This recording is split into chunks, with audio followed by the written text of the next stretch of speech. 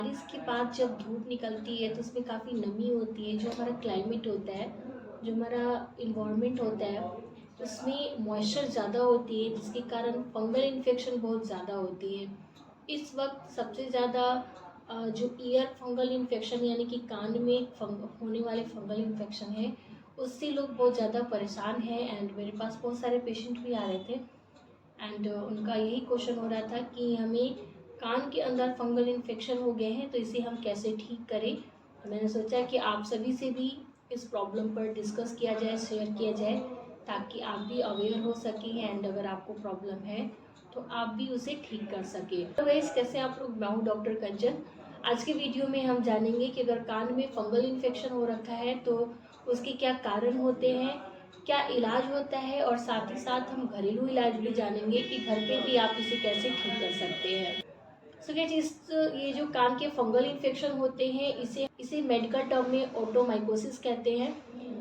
पहले हम ये समझेंगे कि क्या क्या लक्षण हमें देखने को मिलता है अगर कान में इन्फेक्शन है। ऐसे केसेस में बहुत ज़्यादा जो आपके कान है उसमें दर्द रहता है।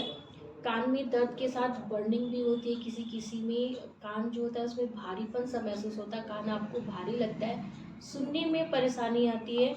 किसी किसी पेशेंट में डिस्चार्ज भी होती है। जो डिस्चार्ज होते हैं वो येलो यानी कि पीले डिस्चार्ज हो सकते हैं, सफ़ेद डिस्चार्ज हो सकता है, काले डिस्चार्ज हो सकते हैं, किसी किसी में ग्रीन यानी कि हरे डिस्चार्ज भी होते हैं, वाइट डिस्चार्ज भी होते हैं। तो बहुत अलग अलग तरीके के डिस्चार्ज भी हो सकते हैं। आपका जो स्किन होता है, जो कान के पास जो ईयर होती है, वो फ्लेकी स्किन हो जाती है वहाँ की फंगल इन्फेक्शन की वजह से। उसके साथ आपको हेडेक भी रहता है यानी कि सर में दर्द रहती है। बहुत सारे लोगों में इन्फ्लेमेशन भी आ जाती है यानी कि कान के पास सूजन भी आ जाती है। किसी किसी पेशेंट में फंगल इन्फेक्शन की वजह से उनमें फीवर के भी सिम्टम्स होते हैं यानी कि बुखार भी आता है, चक्कर जैसी आने की भी प्रॉब्लम होती है, और किसी पेशेंट में जो दर्द है वो बहुत ज़्यादा होता है यानी कि सीवियर पेन भी होता है।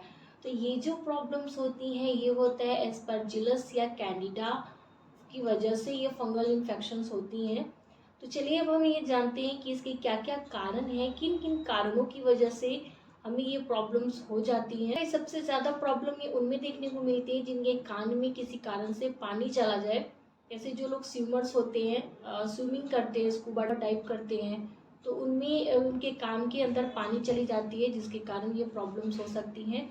या फिर वैसे लोग जिन्हें आदत होती है अपने कान के जो वैक्स होते हैं उसे क्लीन करने की, तो आप ये कॉटन स्वैब के थ्रू अपने जो वैक्स है उसे निकालते हैं, या फिर कुछ लोग पिन का यूज करते हैं, अलग अलग तरह के इंस्ट्रूमेंट का यूज करते हैं।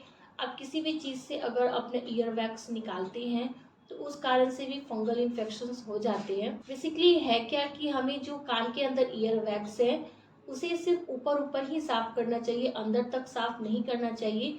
अगर आप पूरा ईयर वैक्स निकाल देते हैं तो ये भी एक परेशानी का कारण होता है। पूरा ईयर वैक्स नहीं निकालना चाहिए क्योंकि कान के अंदर जो ईयर वैक्स होती है वो बाहर से आ रही इन्फेक्शंस को रोकती है। फंगल इन्फेक्शन जो है उसे वो रोकती है, आपके कान के अंदर इन्फेक्शन को नहीं होने देती है।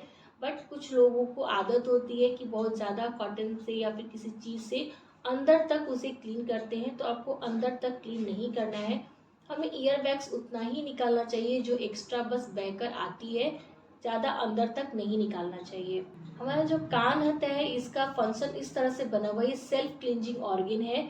हमें इसे साफ करने की ज़रूरत नहीं होती है। जब ओवर जो वैक्स जो होती है अपने आप बाहर की तरफ आए तो आपको आउटर सरफेस से बस उसे रिमूव कर लेना चाहिए, अंदर तक नहीं क्लीन करना चाहिए। इम्यून सिस्टम वीक होते हैं उनमें भी ये प्रॉब्लम्स हो जाती है। फिर जो डायबिटीज के पेशेंट होते हैं जिन्हें ईयर एक्जिमा की प्रॉब्लम है उनमें ये प्रॉब्लम्स देखने को मिलती है। या फिर किसी कारण से आपके कान पर इंजरीज या ट्रॉमा आ जाए, चोट लग जाए, तो उस वजह से भी फंगल इन्फेक्शंस हो जाते हैं। वैसे लोगों में भी फंगल इन्फेक्शन देखने को मिलते हैं जो मॉइस्ट एयर, जो नमी वाले जगह पे रहते हैं, वहाँ पर फंगल इन्फेक्शन जो होते हैं काफ़ी ज़्यादा एक्टिव होते हैं। तो वैसे केसेस में चांसेस होती हैं फंगल इन्फेक्शन होने की। चलिए इसके इलाज के बारे में जान लेते हैं कि इसका क्या ट्रीटमेंट किया जाता है। जब जब आप डॉक्टर के पास जाते हैं तो सबसे पहले डॉक्टर आपके कानों को अच्छे से चेक करते हैं, अंदर के इन्फेक्शन को देखा जाता है कि किस तरह का इन्फेक्शन है। अगर फंगल इन्फेक्शन होता है तो फंगल इन्फेक्शन में सबसे ज़रूरी होती है कान की सफाई, यानी यस, कान को जो अंदर से इन्फेक्शन है उसे साफ़ करना बहुत ज़रूरी होता है। इसके लिए सक्शन टूल का यूज किया जाता है, उसके थ्रू आपके कानों को अच्छे से क्लीन किया जाता है, अच्छे से साफ़ किया जाता है, उसके बाद ही मेडिकेशन चलाई जाती है। तो मेडिकेशंस में कुछ मेडिसिन आपको ड्रॉप के फॉर्म में दी जाती है कान के अंदर डालने के लिए, और कुछ मेडिसिन आपको खाने के लिए दी जाती है। दोनों ही ज़रूरी होती है, तभी जाके ये जो इन्फेक्शन है वो ठीक होता है। अगर आप कान की सफाई नहीं करवाते हैं और ऐसे ही आप उसमें ईयर ड्रॉप ले रहे हैं या फिर मेडिसिन ले रहे हैं, तो वो उतना असरदार नहीं होता है। एक बार अगर कान को अच्छे से साफ़ कर दिया जाए, जो इन्फेक्शन उसमें होती है, जो फंगल इन्फेक्शन रहती है, उसे क्लीन कर दिया जाए एंड देन उसमें ईयर ड्रॉप या मेडिसिन चलाई जाती है, तो उसका असर बहुत जल्दी होता है और जल्दी ठीक हो जाती है। इसके लिए ईयर ड्रॉप दी जाती है। तो ईयर ड्रॉप में आपको फ्लूकोनाजोल, कॉट्रिमाजोल ईयर ड्रॉप्स दिए जाते हैं। कुछ टॉपिकल ऑइंटमेंट भी दिए जाते हैं जो आपको कान के आउटर एरिया पे भी आप अप्लाई कर सकते हैं। जिनके स्किन फ्लेकी हो जाते हैं वैसे पेशेंट को ये रिक्वायर्ड होता है टॉपिकल जो ऑइंटमेंट है आपके कान के आउटर एरिया पे अप्लाई करने के लिए। ओरल मेडिसिन में आपको अगर बहुत ज़्यादा दर्द रहता है, सीवियर पेन रहती है, तो वैसे कंडीशन में पेन किलर डॉक्टर आपको प्रिस्क्राइब करते हैं।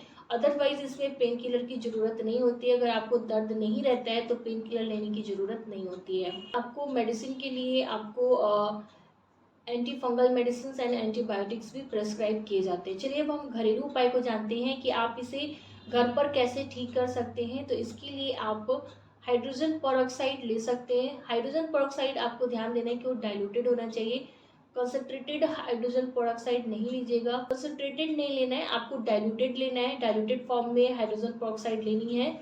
एंड इससे क्या होता है कि अंदर के जो वैक्स होते हैं वो अच्छे से क्लीन हो जाते हैं। जो भी फंगल इन्फेक्शन होती है आपके कानों को अच्छे से क्लीन कर देता है। घरेलू उपाय है कार्बामाइड पेरोक्साइड ईयर ड्रॉप ले सकते हैं आप, या फिर 1:1 रेशियो में आपको लेना है। Rubbing alcohol and white vinegar ratio का यहाँ पर खास ध्यान रखना है। 1:1 रेशियो होना चाहिए, दोनों ही इक्वल रेशियो में होना चाहिए।